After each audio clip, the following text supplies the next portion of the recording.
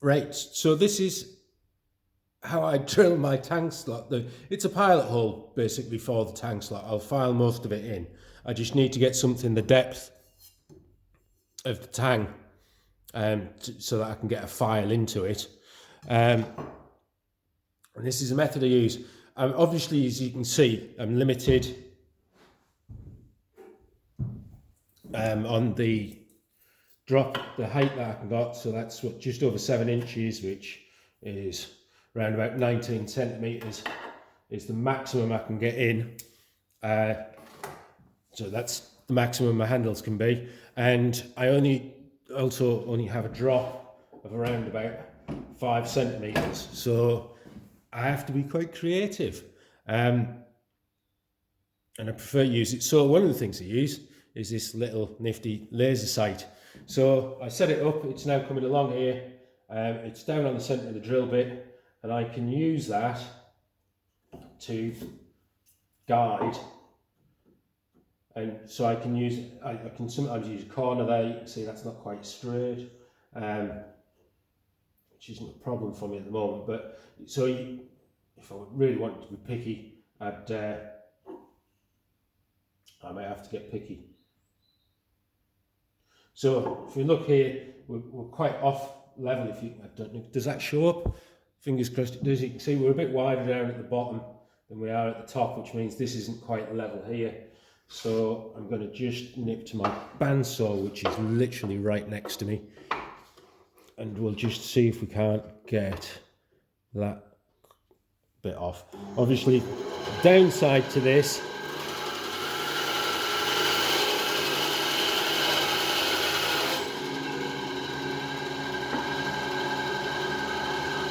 see, much straighter now, straight enough. Obviously that's just reduced the overall height. So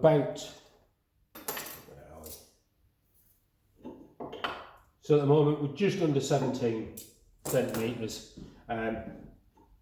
Really, I think that's more than big enough for a single-handed seax.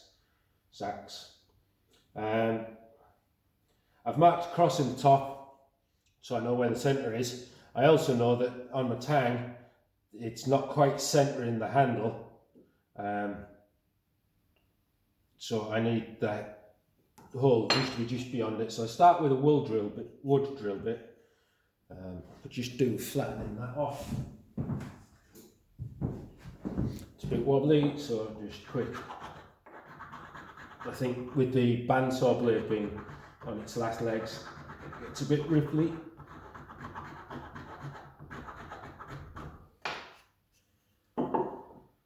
Yeah, it's a bit more stable. I just have to be careful where I'm holding it. So first off, I'm going to lose a couple of centimetres, but I'm going to put the hole just back from centre. Now I'm going to use a 5mm drill bit, because it's the only I only have a 5mm long drill bit, as in longer, extra long. Obviously, that's not giving me the height I need, so I'll do that. And obviously I can use this again, I can just make sure I'm squared up in there, and this just helps me know that I'm keeping it in line. It's just another point of reference for me.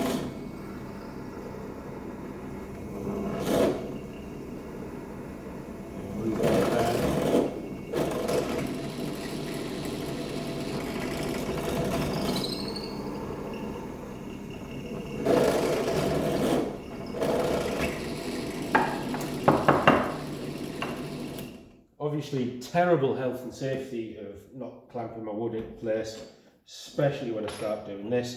So, obviously that drill bit is never going to be long enough by the time I've got it into a drill to actually get me the depth I need.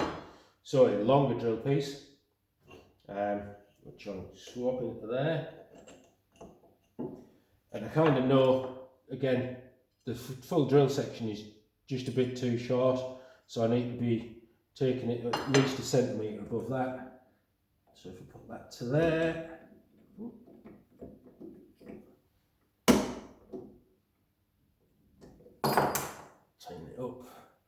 realign my laser.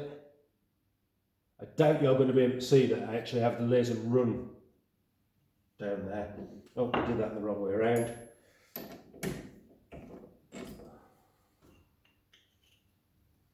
This is the really bad health and safety piece.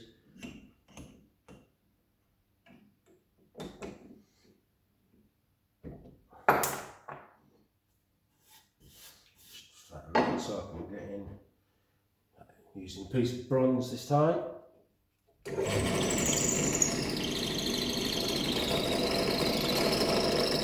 So again, I'm just correcting it a little bit, using that laser level as a guide.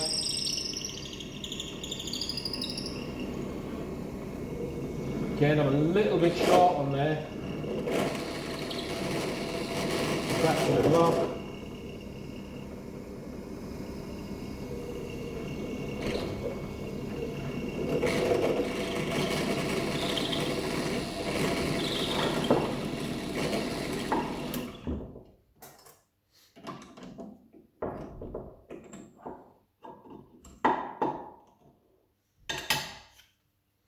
But I now have a hole deep enough, and hopefully I can get the camera to focus on here. And as you can see, that's relatively square. We're giving value a square. It is unfortunately a bit wider than my tang.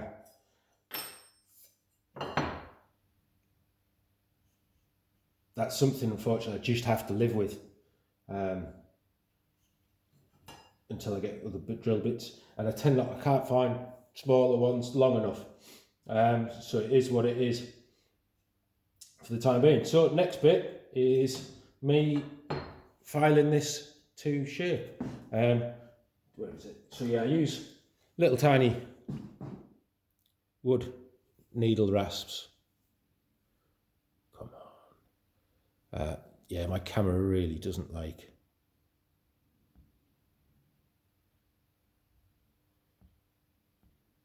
doing close-ups of anything. No. All right then, perhaps we'll get it working elsewhere.